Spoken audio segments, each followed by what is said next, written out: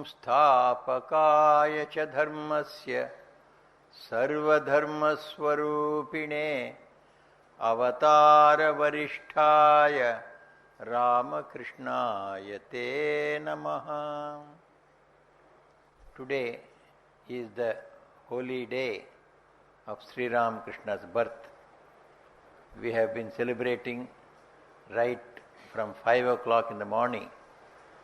There were almost about 800 people at 5 o'clock itself. We went round and round this temple, circumambulating the holy presence of Sri Ramakrishna, Mother and Swamiji in the shrine. We sang the songs, chanted the Vedas. So we had a wonderful time right from 5 o'clock, followed by again bhajans, songs by individuals, songs by groups of young children.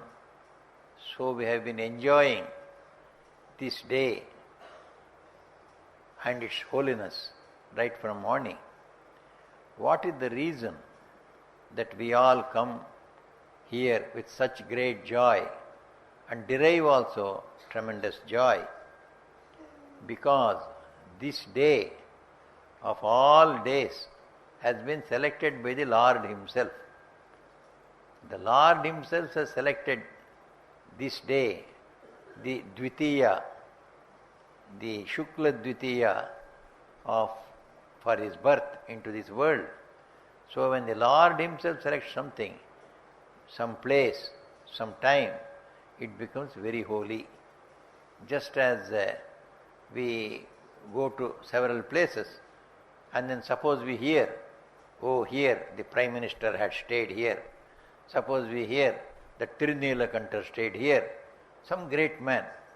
So we revere that place. It is a place just like any other place. But the memory of such a great person is associated with it. So this day when Sri Ramakrishna was born, is considered the holiest because the Lord Himself selected this date and selected the place Kamarpukur way back in 1836, almost 170 years back. On that day, the child Sri Ramakrishna was born in an unknown village. Nobody knew Kamarpukur in 1836. Even 1960 also, when we were there in Calcutta for our training center in our Brahmacharya period, it was not much known. So that place is becoming more and more and more known. Now it has become an internationally well-known place. Whenever people come here to India, they want to see Sri Ramakrishna's birthplace, Kamarpukur. Similarly, the birthplace of Holy Mother, Jairam Bhatti, unknown in those times. In 150 years, slowly it is gaining prominence, and we can be sure it will be one of the internationally recognized pilgrimages in the next 100 or 200 years to come, and it will go for 1500 years. So how did it become so great? Is the Lord Himself has made it great. So whenever we take the name of Sri Ramakrishna or read his life and the incidents of his life, we feel elevated. The elevation because the very person of Sri Ramakrishna awakens that consciousness in us that we are part and parcel of Him. Nobody can think of Sri Ramakrishna without getting this feeling, oh, Sri Ramakrishna is Lord Himself, God Himself. He is of me, He belongs to me, I belong to Him. So this sense of belonging comes to us because that is the very purpose for which the Lord comes. The Lord comes to make the humanity aware that I am behind you. You are all part and parcel of me. I am running the whole universe. You are also one of this universe. You belong to me. I belong to you. Don't forget me. To make humanity understand this, He comes down to the earth. That is how we see the birth of Sri Ramakrishna.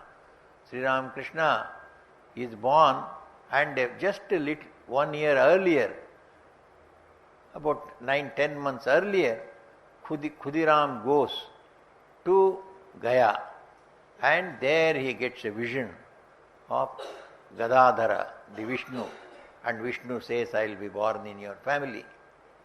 It has become such a great incident. In one of the speeches in Chapra in Bihar, I heard one great scholar telling, the whole Ramakrishna movement started in Gaya. I said, how? Ramakrishna movement started in Calcutta and Kamarpukur or Jairambati in Bengal. How does it start in Gaya? You see, in Gaya only Khudiram came and he got the dream. And then Vishnu told him, I am going to take birth in you. But for Khudiram coming to Gaya and Vishnu deciding to be born in his house, how could there have been Ramakrishna mission? You see, wherever the idea of God touches, that becomes so famous. And this is how the Lord himself declares that he will come down to this earth. For what purpose? When we know the circumstances in which Sri Ramakrishna was born, that was the time when people had lost all belief in God, belief in their own divinity, in their own divine Atman, belief in a goal for life, that the goal of life is not mere material enjoyment, as Abhiramanandaji was telling you. There is a higher goal for human life. All these things were completely forgotten, and when this idea of spirituality, that I am spiritual, I have got a spiritual goal, I have to achieve this spiritual goal, that is the goal of my life. When we forget this one, we become one with the animals. So Sri Ramakrishna came at a time when the materialism, scientific materialism they used to call, they used to quote science, they used to quote reason and logic and say, where is God? Nobody has seen him. No logic can prove God, therefore there is no God. So this was the condition of almost all the intellectual people in the West, and it had started in India also. And you all remember, in 1835, Lord Macaulay also gave a educational minutes in which he said that if this English education is spread among the people of India, then there will be nobody who will believe in the religion of the Sanatana Dharma. Nobody will believe. And so all will become only black-skinned Europeans. All their tastes, their culture will be only European culture. So we can continue to rule this country forever and ever. So this was the last point, last straw on the camel's back of India. India had suffered already 1000 years of slavery. We had lost our political freedom first to the Mughals and afterwards to the English. We had lost our social unity. We had lost our educational all facilities. Our people were ignorant like animals only. No education was allowed to be spread, both by the Mughals as well as the British. So we were completely down. We were not out. At that moment we had only a little breath, and that breath was the faith in God, faith in our spirituality, and all of us believed God will come and save us. He is the only savior. There was no other thing. No weaponry was left with us. No way we could fight the British. And we were suffering. Even amidst the suffering, that faith we had not lost. We had the faith. God knows that this country has been a country of dharma, of values. 5,000 years we have practiced the values of life. Though we have been forced to so many untoward circumstances, we never gave up dharma. We never gave up the faith in God. We never gave up our religious practices, which is the means to realize God. We are holding on doggedly to our religious practices. Because of this, the Lord came down. He said, because these people believe and they have no other help now except me, Sri Ramakrishna came. What Macaulay said, that the whole Sanatana Dharma will go away. India will be European age. Sri Ramakrishna in the same 1835, he was in the womb of Chandramani Devi, and after 10 months he was born. He was born on February 17th, Wednesday, or according to English calendar, February 18th, Thursday. Because February 17th continues up to the morning, from morning to morning is our day. So he was born 12 minutes earlier to the sunrise. That means he was in the Wednesday itself. Wednesday was continuing. So we say February 17th, Wednesday, or February 18th, Thursday. So he was born, and you all know the history. What is his relevance to us today? He is so relevant today. When you read the philosopher Schopenhauer, somebody very recently quoted Schopenhauer, the German philosopher. He said, men who are secure from want and care through development of science and technology have thrown away all their other burdens, but have become a burden to themselves. So we are free from other burdens of growing more food, eating more food, and manufacturing more textiles and wearing more textiles, and producing more cars and using more cars. All these burdens of travel, of communication, of eating and drinking we have solved. But we have no joy in our mind. We don't know how to control our mind. We don't have that smiling attitude, that receptive attitude to all good things. We don't behave as brothers and sisters with all the other people in society. We have no love in our heart. It is all full of greed and competition. This is how Schopenhauer said that we have developed very much in science and technology, but we have lost our souls. The same thing Bertrand Russell also said. He said, as far as the means of life are concerned, we are very efficient. As far as the ends are concerned, we are zero. We don't know what is the end of our life. It is said in America, some Indian was standing there, and then he had to board a train. So he was standing there, the train came, and then by the time he entered into the platform, the train left. So this Indian was standing, anyway train has gone, the next train will come. But there was another one, American also standing. He said, oh, this train has gone, I have to wait for 2 more minutes for another train to come. Then he was very much surprised, 2 more minutes. In India we have wait for 2 hours also, we never complain. But he was complaining, for 2 more minutes I have to wait. So he became surprised, he went to that American and asked, why are you worried about just 2 more minutes? No, I should have gone there, and from there I should have gone to another place, from there to another. I would have gone to such a long distance, I have to change 3 or 4 buses, 2 minutes I have lost.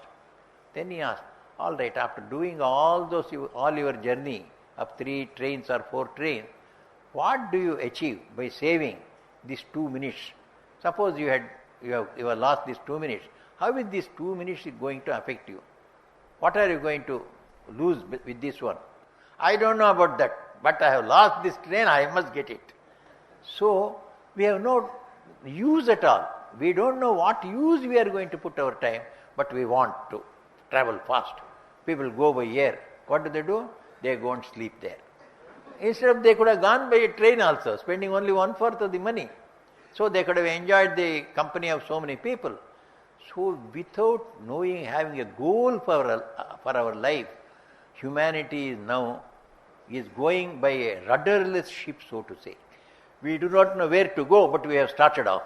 So this is exactly what Bertrand Russell as well as Schopenhauer said, that we are very efficient as far as the means are concerned. We are having all gadgets, all fast traveling communication services and all that. But what do we do? What do we want to achieve? What is the goal of our life? Goal of our life, nobody knows. Even the biggest, most intelligent professors of our colleges You can go and ask, what is the goal of the life of my child whom I have put under your care? He said, I do not know. Only I will give him a certificate and send him out. What will happen? Even after that, with that certificate, will he get his employment? That also he is not sure. Then what is the goal of our life? Temporary or permanent? Nothing is known. This is the greatest tragedy of the present age. It is in this context that we must look at Sri Ramakrishna. Sri Ramakrishna always, he says, there is a goal for life. What is the goal? Just now, Abhiramananji was telling you, he asked Bankim Chandra Chatterjee, one of the deputy magistrates of his time, one of the high intellectuals of Bengal. It was he who wrote this Anandamath, the novel that revolutionized the spirit of patriotism amongst our people. Such an intelligent man, he could not clearly describe what is the goal of life. That is why he lightly said, oh, it is just to make merry in life. Sri Ramakrishna disapproved of it.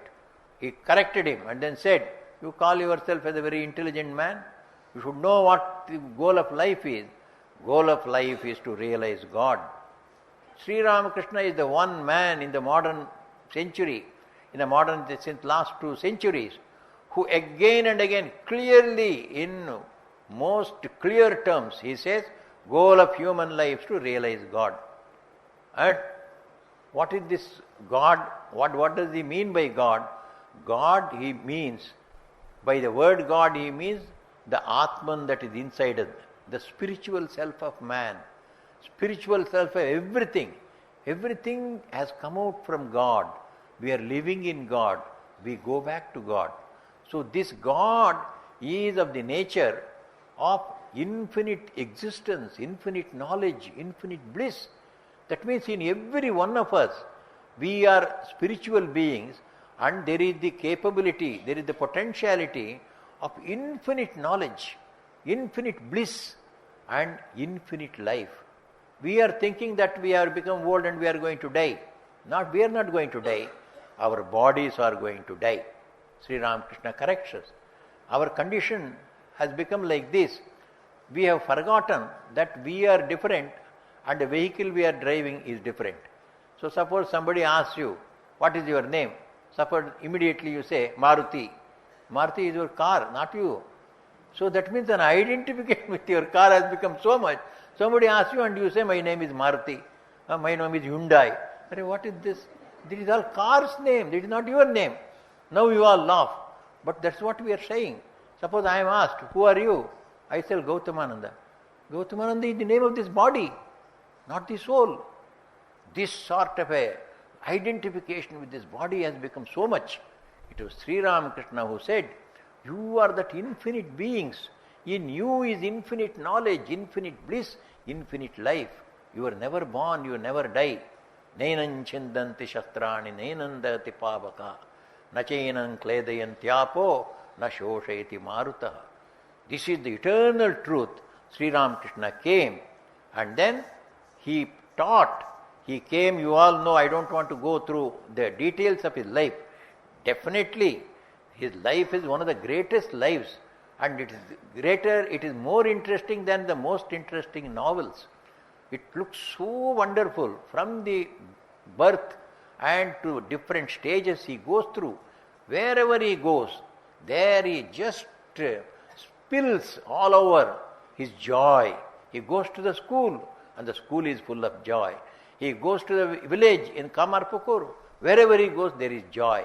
He goes into the hut and there he starts singing. All the people in the locality come and they enjoy his singing for hours. Then when he becomes 19-year-old, he does not go to study in the regular school at all. The syllabus that Macaulay wanted our students to study, he did not get into this Macaulay school at all, anywhere. He refused to go. He said, I don't want this education which is going to give you only the means to live physically. I want that education which will give me inner peace and inner joy. That is the spiritual education I want. He had come for that purpose. Awaken the spiritual consciousness in us. And we have got one of the greatest days in his life is the 1st of January 1886. In 1886, that is called the Kalpataru Day. What did he bless on that day? There were so many people in Kasipur garden. He was suffering at that time by illness of cancer. For several weeks he had not come down from his bungalow where he was staying as a patient. Then on that Sunday, 1886, 1st January, then so many people had assembled there. He felt, let me go and see what is happening in the garden. He came down from his house, then he walked along and he finds about 30 to 31 people. They are sitting under a tree in a place where he was staying, that is Kasipur. In that Kasipur garden house, under a mango tree, some 31 people are sitting. They are all discussing about the glory of Sri Ramakrishna. Sri Ramakrishna, you see, our Guru, he is so great. And among them was Girish Chandra Ghosh. He was one of the great, he is called the father of the drama, Bengali drama. Great writer, great poet, and very great rationalist. And he represented the Bengal of the modern times. So he was proclaiming Sri Ramakrishna as an incarnation of God. And all the other people were listening to him. He had also spoken about him elsewhere also. Sri Ramakrishna went straight and stood before this Girish Chandra Ghosh and told him, Girish Chandra Ghosh, I hear you are talking about me as an incarnation of God. What have you seen in me that you are describing me like that? As soon as he asked this one, Girish Chandra Ghosh was not at all embarrassed. He just went straight, went nearer to him, kneeled before him and folded both his hands before him and then said, Father, what can I describe about you, about whom Vyasa and Valmiki have failed to describe? Vyasa wrote Mahabharata, Valmiki wrote Ramayana. In both Ramayana and Mahabharata they tried to describe God, but they have failed. Such great poets and rishis have failed. What more can I say about you, a very ordinary literature as I am? When he referred to Ramayana and Mahabharata, Vyasa and Valmiki, Sri Ramakrishna always used to say, I am Rama and I am Krishna. He that was Rama and Krishna is born in this body as Ramakrishna. Again and again he used to say. So his own innate spiritual nature was awakened. Then he went into high ecstasy. Ecstasy means he forgot that he was in the body. He forgot he was in the limitation of a mind. He revealed himself as God himself. Then he stood up just like God would stand. Rama would stand, Krishna would stand. Then Sri Ramakrishna was there, Lord himself, bright, and his spiritual fervor is coming out like light throughout, all over. Then all the people are seeing him in a spiritual light, dazzling. Then one after another they went on saluting him. Then as soon as one would get up, he would just touch his chest or touch his head and then say, Chaitanya ho, may you be awakened. Awakening means what? To be awakened that we are all souls, we are children of God, we are part of God. God is there in me, I am in God. I am not this puny body, I am not this worthless body. Everybody started realizing it. 1, 2, 3, 4, about 30 people were blessed. One unfortunate person was there cooking in the kitchen. He was one Banerjee.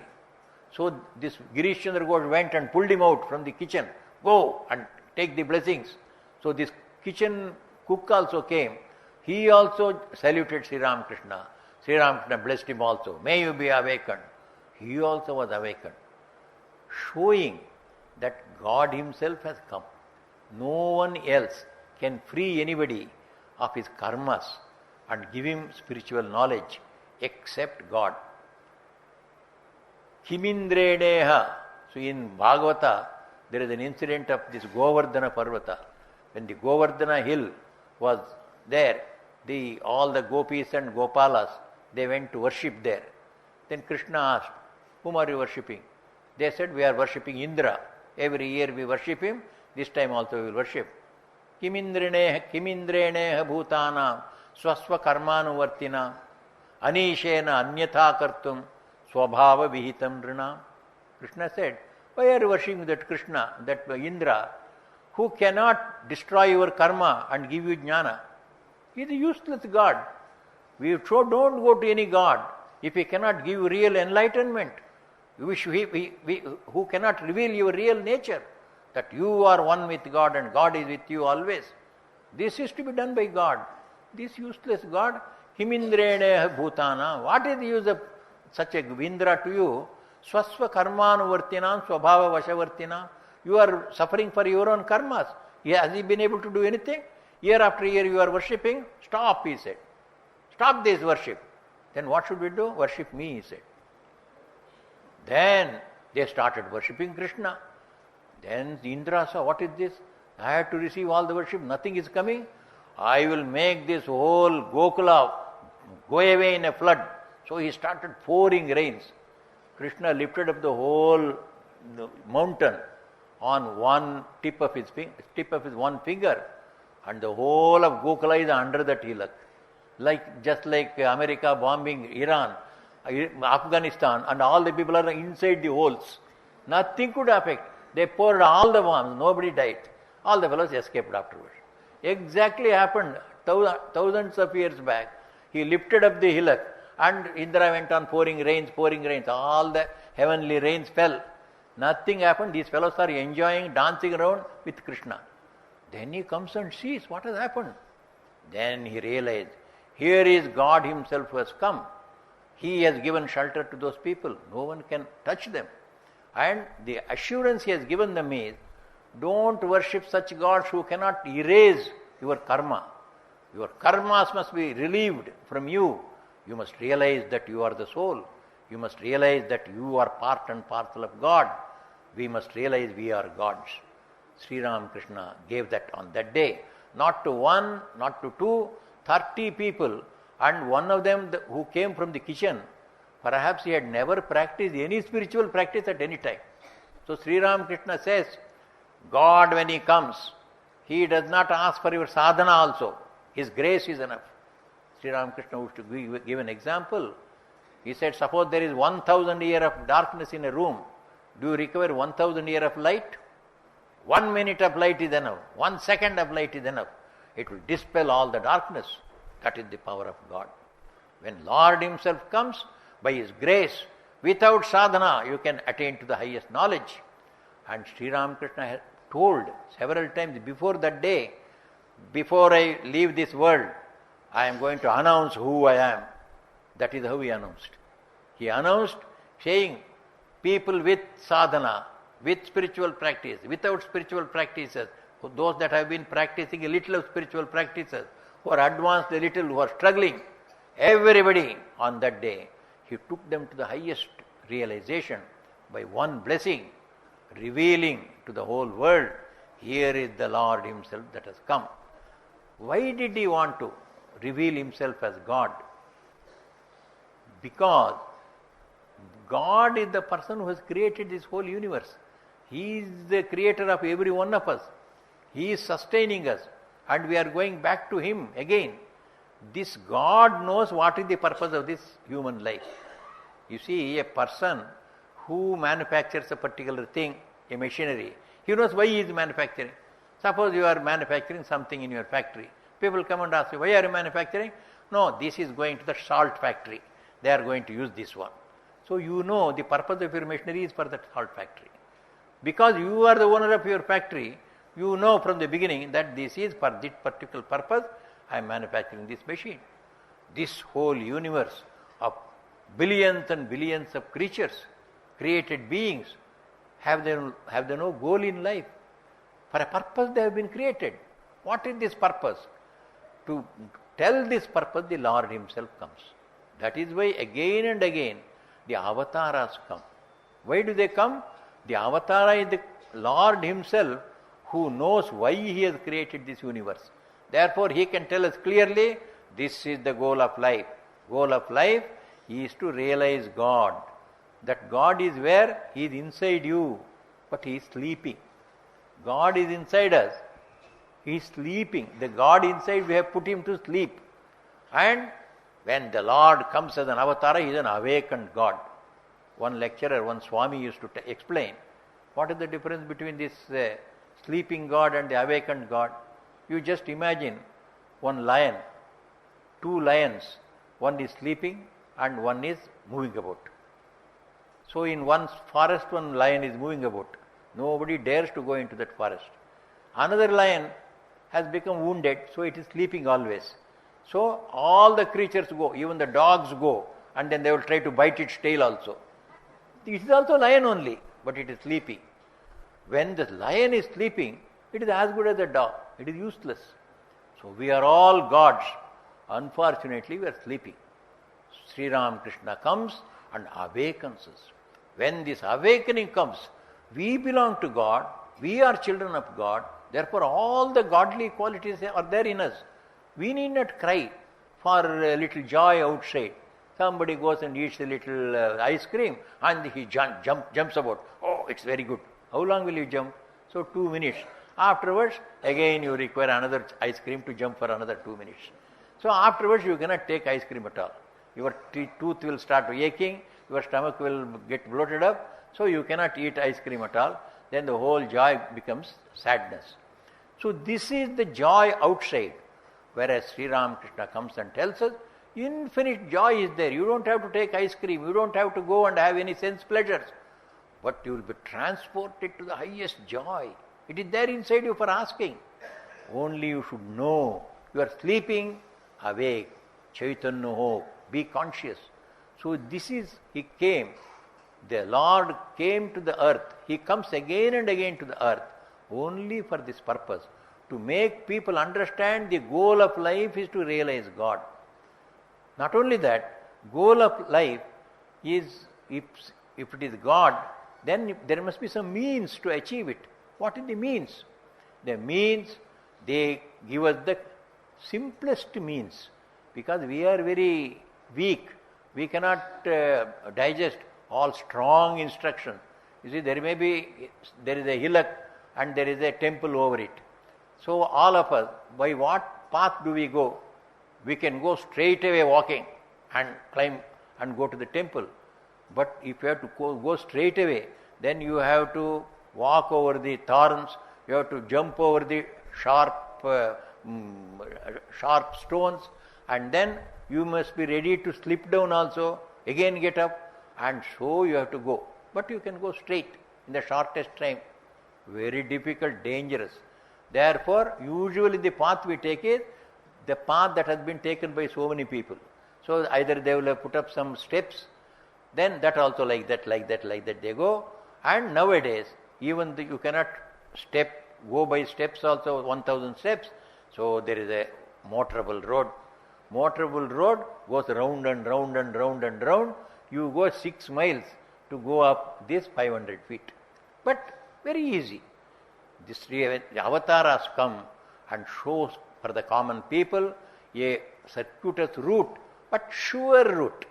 And there is a steps also, little shorter route, that also safe. The other dangerous route, 1 or 2 they follow, but avatars need not show them. Some rishis are there, they go by that path. Sri Ramakrishna came to this world where we are so weak. We cannot, Sri Ramakrishna himself said, in this Kali Yuga, the jivas, the human beings are very frail, very weak. If they miss 1 cup of tea, then their eyes will go down by 2 inches. So they are so weak. So every second hour they must get a cup of tea. This is the condition, physical condition. What austerity will they practice? Sri Ramakrishna came. But they also have to realize God. The goal of human life they must realize. That is the great compassion this Lord has, Sri Ramakrishna had. He came down, whereas in the previous kalpas, in the previous ages, say 3000 years back or 5000 years back, rishis, how many austerities did they practice to realize God? Whereas Sri Ramakrishna came into Calcutta, so many young people went, like Swami Vivekananda and Brahmanandaji, etc. And there are so many people, householders also went, men went, women went, old people also went to him, and very young people also went to him. To everybody he gave a path which was possible for them to follow. For the common people, he gave the goal of human life as realization of God. And then he convinced them also. Simple reason he gave was, you see, you think you enjoy this world, but this enjoyment of the world, you yourself see, it is only transient. It is only for a short while. It is not long standing. It just goes away. So why do you run behind this one and waste your life? In the end, you are running behind the enjoyment. In the end, you find it just comes and goes. In the end, there is nothing left. Instead, go for an enjoyment that stays with you forever. A long standing, an eternal joy is there. You go for that. Sri Ramakrishna's reason for us to follow spiritual life is, our heart says every time, this enjoyment that we are running behind, for wealth, for fame, it is all temporary. You see, for name and fame, people struggle so hard, but then it goes away. We see so many of cricketers, so they get the man of the match. So that is only for 5 minutes. Afterwards, he has nothing of the man of the match. Suppose he comes and gets down in your Chennai airport, he will not be allowed to go. Hey, who are you? Well, come. So, no, I am man of the match. I keep that man of the match. What are the other papers you take? Whether you have got anything relevant paper. You see, that man of the match has no meaning at all. See, it is 5 minutes, that's all. It is gone. In our life also, we try for this position, that position. We want to rise to the position of the CEO or a minister or a chief minister or a prime minister or somebody going to also. All these are temporary, goes away. But try for something permanent. What is that permanent? Your own glory, spiritual glory. I am the child of God and God is always with me. I don't have to get joy from my name and from outside. Knowing that I have all the powers, I have all the wealth, I have got all the joy, I have got all the life and all love is inside me. When I know that I have this, by simply asking, telling somebody, blessing someone, all right, be you whole, let your disease leave you, immediately that man will be cured. That power is in you. If you become really a spiritual man, you can cure anybody of his physical illness, of his mental illness, of his psychological illness. You have that power. You can give joy to others and you are always in perfect joy. This state can be attained by you. Sri Ramakrishna said, goal of life is to know that you have everything inside you. All joy, all life and all knowledge. Knowledge is power. So you have all power and all knowledge, all love and all joy and all life. We want to live long. How long? We do not know. But we are all certain that more than 100 years we cannot live. But Sri Ramakrishna says, why? You can live eternally. Only not in this body, but you don't care. Let this body go. But you are there. Suppose you leave the car and come away. It does not matter whether that car is there safe or not safe. It does not affect you. You come away. Anything may happen to that.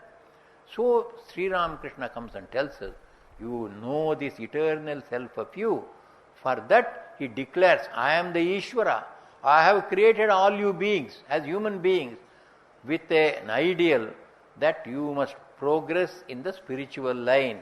Along with living in this life, living in this world happily, you must progress in the spiritual line also. You must try to know that I am your father, I am your mother, I am your innermost soul, I am the soul of your soul, and you are the eternal being, eternally connected with me as a soul. And in this body, when you are here, when you are identifying yourself as this, I am so and so, I am so and so, in this world, doesn't matter. But try to live happily. There is a way for that also. It was Sri Ramakrishna who gave us a path in which we can live happily in this world. At the same time, we can make spiritual progress also. Sri Ramakrishna has been asked questions several times. Yam went and asked him, "Sir, I require a lot of money for my family. Can I earn a little more?" He was already a lecturer in one or two colleges. So he wanted to earn more. So he went to Sri Ramakrishna. Sri Ramakrishna loved him very much. And when he asked this question, "Sir, can I earn more?" He said, "Certainly. If there is need, you can earn more, but honestly." By honest means you can earn. And earning is not the main thing. Having wealth is not a big thing. But you must spend it in the proper way. How should you spend it? Spend it for good purposes, helping others, make others happy. So earn, but spend. Don't go on accumulating. What will you do by accumulating? A person who accumulates money, only he is deprived of enjoying it, and he does not know at all who will enjoy it. You think that your sons and grandsons will enjoy when you leave a property. When you leave, it is not your sons and grandsons, they will all be in the court.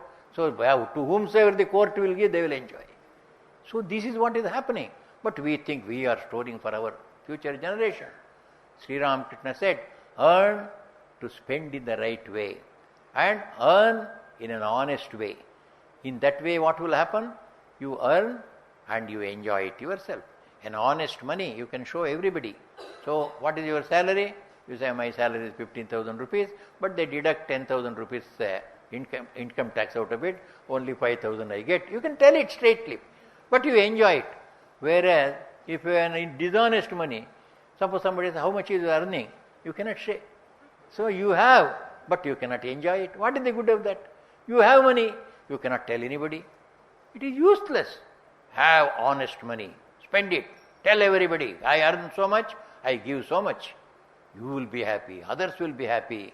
And this worldly happiness is given to you. In our Shastras, the happiness in this world is called Abhyudaya. Abhyudaya is being happy in this world. Sri Ramakrishna said, you can be happy in this world if you have these 4 qualities in you. Number 1, he said, be truthful, be honest, sincere, straightforward. If you live like this, wherever you are, you may be a lecturer, you may be a businessman, you may be a minister, you may be in politics or economics, wherever you are, try to be truthful, try to be sincere, try to be straightforward. This will pay you a lot. In the short term it may not. In the long term, a truthful man will always be respected. An honest man is always respected, even among the politicians. You see, some people, they point out, Swami, such and such a person, though he is a politician, is a gem of a man. They themselves point out, telling that all of us are rogues, but that one man, they all appreciate. An honest man, anywhere, he has got his respect. But that respect he gets after practicing truthfulness for a long period. Sri Ramakrishna used to give an example. You see, even there is a quarrel in the village, they will not bring a middleman to settle the quarrel from the village. They will go 10 villages away to find out an honest man and bring him in the palanquin, and he is brought. All right, you be the middleman and settle this. Why? So many people are you here? Why don't they appoint you? They know you are useless, you are dishonest. You have no respect in your own village. What is the use of such a life? So Sri Ramakrishna says, if you are honest, if you are truthful, you will be honored in this society itself. That's a great thing. You have got a fame, you have got a name, you have got a position. So this you must earn. You must live upright. You must live a sincere life, boldly. Live in freedom. That is possible when you live in truthfulness. And he also added, but when you are truthful, you are as if lying on the lap of God. God is always with you. When a person is truthful, God always is in support of him. A truthful man, he gets into difficulty, a little prayer from him, immediately God is there behind him, and he finds ways to overcome it. A truthful man will never be left in the lurch. God sees but waits, wrote Tolstoy. Tolstoy wrote a very beautiful story. saying God sees but waits. So a truthful man will always get the help of God. Maybe he will have to wait for some time. A truthfulness Sri Ramakrishna gave as a panacea for the ills of this world. Suppose we take an oath that we will be truthful, we will be honest. How can corruption come? So if the corruption is not in me, is not in you, where is that corruption then? It is only in men only. And men, when they forget the truthfulness, then only they become corrupt. Let us have this. I want to attain Sri Ramakrishna. I want to attain God. So Sri Ramakrishna has said, if you are truthful, you will realize God. Therefore, I will be truthful. When you are truthful, as a byproduct, you get the respect also from society. Uprightness you will get. You will get courage. You will be a daredevil. I have told the truth. What is there to be afraid? Even children also say. When the children also, when they become angry, I am telling you the truth. Mummy, don't beat me. They are so, because they are telling the truth. If he has told a lie, he will never talk like that. Same thing in our life also. To the extent we are truthful, we will be upright. We will enjoy our freedom. We will enjoy our life. And Sri Ramakrishna, it is a spiritual quality also. It will help you to reach God. Similarly, Sri Ramakrishna said, let there be purity in your life. Purity in this life, think nobly about all others. Let there be a noble sentiment with everyone that we are here. We are men and women here. But let us look at one another with a noble eye, not with the idea of man and woman, but the idea of a brother and a sister, or a father and a mother. In this way, a noble look must come. We must have noble thoughts in our mind, so we see nobility elsewhere. All over our society also. Sri Ramakrishna called this as purity. Purity must come into your life. And third one, he said, don't be selfish. You live the life, but live for yourself as well as for others. Master Mahashay was like any one of us. He once, he quarreled with his parents. And then he went to Sri Ramakrishna and said, Sir, I am not going to live with my parents. I will have a separate house. I will go. Sri Ramakrishna said, what? Your parents are there. Who will take care of them? Suppose you go away? As long as you take care of your body, you have got a duty to protect your parents. Go back. And then later on, what a wonderful teacher Sri Ramakrishna was. He explains to him, the advantage of living with the parents. He says, look, you are coming here every third day, every second day, and you are spending hours here, and you go late to your house. Suppose you had your own separate house, could you have done this?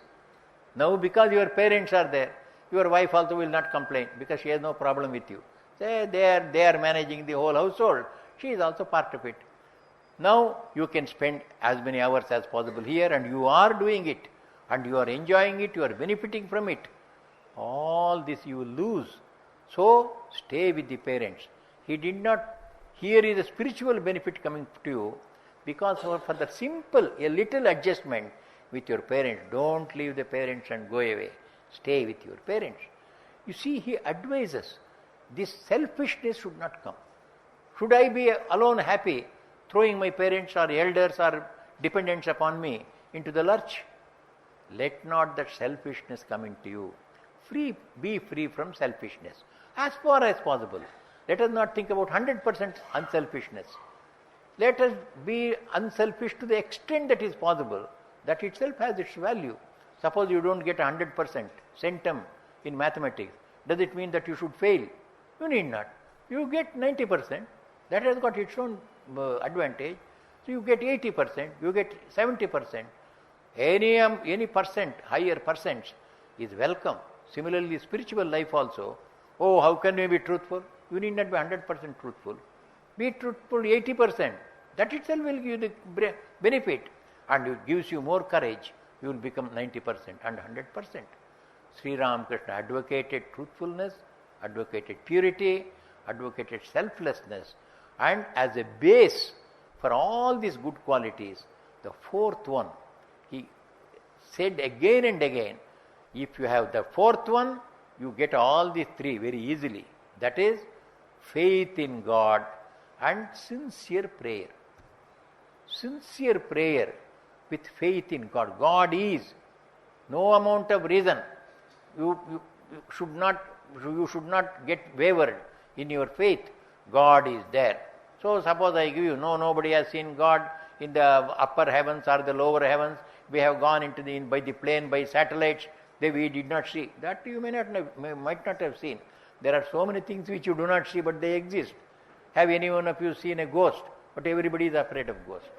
So similarly of God also. You may say no. You ask him, so something will be lurking in his heart. There may be God, because we have not done any experiment with God.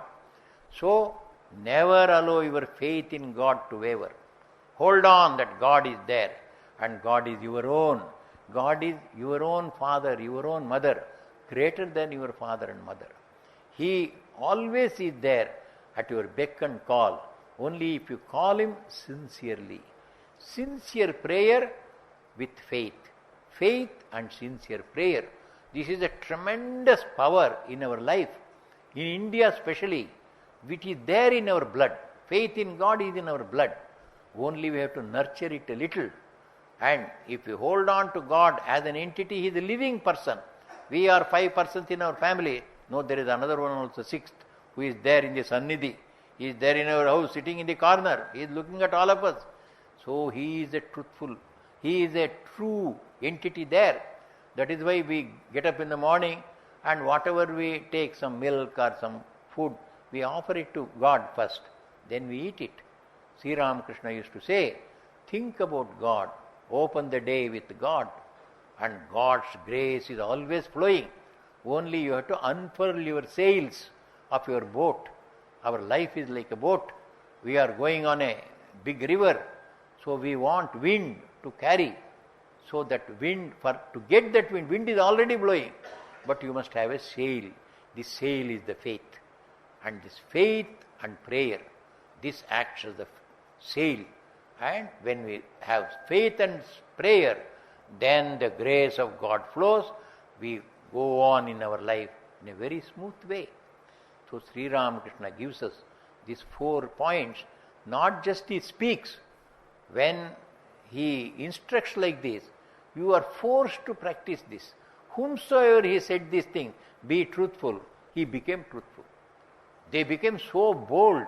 They threw away their jobs. Some of his disciples, they threw away. Once he spoke about not being mean.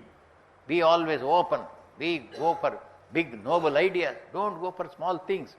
He said like this to one of his disciples, one of his devotees, Nag Mahashaya. This Nag Mahashaya was a homeopath. Then once Sri Ramakrishna told him, you see, these homeopaths deal with only small globules. Their mind also becomes so small. Then Nag Mahashaya simply took this kit of globule, threw it into Ganges, once and for all. Such was the power of Sri Ramakrishna's teaching. It is not mere teaching. It will just burn into your heart. Swami Vivekananda's words were like that. When Swami used to speak, it will burn into your heart. You cannot forget it. Swamiji once says, it is the power of the Ojas. It is the power of the spirituality in Sri Ramakrishna. He could not speak a good language also. It was just a sort of a rustic language. It has no grammar also. Many times he uses with single number subject with plural number verb. He uses apyeshecho, apniyeshecho. Apni is a very respectable plural, and he is using a singular verb with it. He used to talk like that. Even with that one, the words he used to use, it would be so powerful, you cannot forget it. You cannot just neglect it. You have to act upon it. Such was the power when he spoke to his disciples, Sri Swami Vivekananda and others, and to the ladies who went to him in grief. Whoever went to him, he would impart such power into them. One lady, she had become widowed, and she had only one daughter, and that one daughter also died. She was inconsolable, and this lady, Golap Ma, she was taken by another one lady, Yogin Ma, to Sri Ramakrishna. You see, this lady has suffered. Already she is a widow. She had only one daughter and that daughter also died. So she is inconsolable. So she just ushered that lady into Sri Ramakrishna's room. Go and fall at his feet and take some advice from him. Sri Ramakrishna was talking to her for a few minutes and just placed his hand on her head. And then she was there silently for some time. All her grief and agony went away. And then when she came out, she was coming with a smile on her face. Then Yogenma was stunned. What is this? You have been weeping for weeks together. You could not sleep one night. Just you went for 15 minutes or half an hour with him. You are coming out smiling. I don't know. He spoke to me such nice words and just placed his hand. All my agony he has taken away. This is the power of God. Sri Ramakrishna came and showed through his life that he is God himself and he has got compassion to everyone. His life, when we read, we must read these things. God is not a harsh ruler. He is not a person with a scepter, but he is like a mother, he is like a father, he is our own. This is the idea of Sri Ramakrishna. So he always used to say, prayer is not begging, prayer is demanding. It is the dynamic words of Sri Ramakrishna. Sri Ramakrishna said, don't beg through your prayer. Oh Lord, I am a pitiable creature, will you not show your mercy? No. Sri Ramakrishna says, I am your child, will you not help me? This is the prayer. This should be Sri Ramakrishna's prayer. Dynamism, everything. You have got a right over your father. God is your own. If you are suffering, is it not his duty to come and help? I am your child and I am suffering. You are sitting in the Vaikuntha or Kailasa and enjoying. Come and help me. You must be able to tell this. There is nothing wrong. Sri Ramakrishna is there behind you. He says, prayer is not begging. You have a right over God. God is your own. Don't think God is somebody else's. He is your own. These are the ideas of God. These are the ideas of our own innate spirituality. This is the simple path of these four values of truthfulness, unselfishness, purity, and prayer with faith. These are the simple things he said. And he said, whoever has prayed even once sincerely must come here, he said. Can any human being tell this? So many acharyas have come. So many saints have come. Have they ever uttered a sentence like this? In Sri Ramakrishna's life you will see, he said, if anybody has prayed even once sincerely, he must come here. Come to me. Here is ringing sincerity. In Sri Ramakrishna there is nothing obscure. Everything is open, transparent, sincere to the core.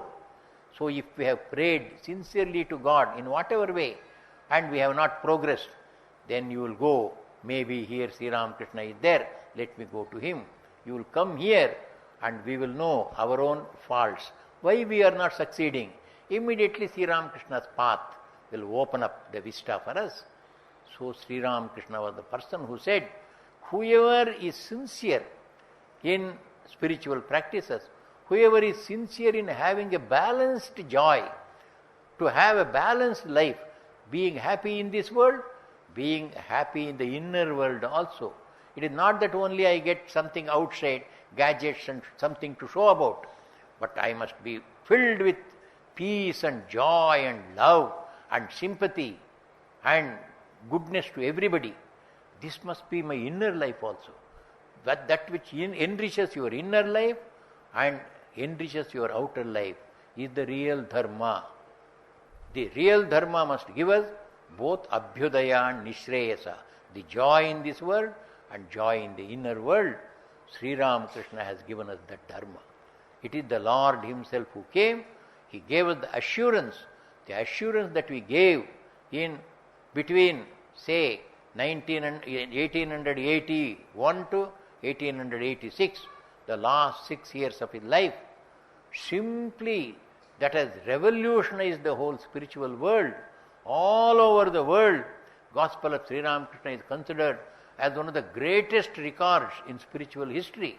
No hagiographic record can equal it. Aldous Huxley writes about it. Nobody has taken the notes that are issued from the mouth of an avatara and published like the Gospel of Sri Ramakrishna. The Kathamrita in Bengali, Amuda Murigal in Tamil. If once you read it, You see the power that is there and you see the inspiration. That is why I always tell people, you don't worry that you have not studied all the Shastras or Upanishads or the philosophies. Only read the Samudamurigal in Tamil or Gospel of Sri Ramakrishna in English. You will never lack any idea in spirituality or in philosophy. You can talk on any subject because most authentic words are there, and his inspiration has come down to us in an unbroken line through Swami Vivekananda's mission. He asked Swami Vivekananda, form a monastic order and the devotees order. It is called the Ramakrishna Sangha. But the devotees as well as the monastic members, Swami Vivekananda was asked to form an order, and that order is coming down, bringing the message of Sri Ramakrishna in its pristine purity. No interpolation there. It is straight and it is coming to us. That is why it is affecting us like this. All of us are here in Chennai. We are all lucky today. We have been drawn by him.